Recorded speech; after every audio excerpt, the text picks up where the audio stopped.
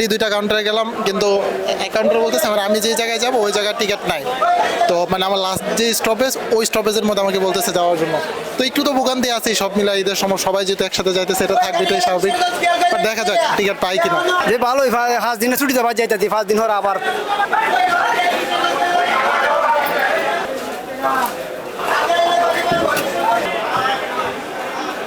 বাড়ি যাওয়ার অনুভূতিটা বাসায় প্রকাশ করার মতো না।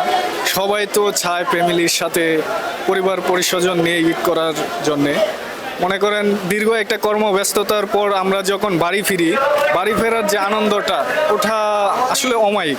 পরিবার নিয়ে বাড়িতে ঈদ করতে যাওয়াটাই আসলে ঈদের একটা সবথেকে বড় আনন্দ। সবাই একত্রে ঈদ করতে যাব, সবার সাথে একত্রে সবার সাথে দেখা হবে, সবাই একসাথে ঈদের আনন্দ নামাজ পড়বে, এটাই আসলে ঈদ।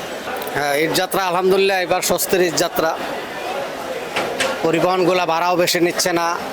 মোটামুটি যেরকম দেখতেছি আজকের দিনে এখানে গাড়ি থাকার কথা না, কিন্তু যথেষ্ট পরিমাণ গাড়ি ওনারা দিচ্ছে, আছে। মানুষের আগের বছর থেকে, অন্যান্য বছর থেকে এবার ভোগান্তি কম।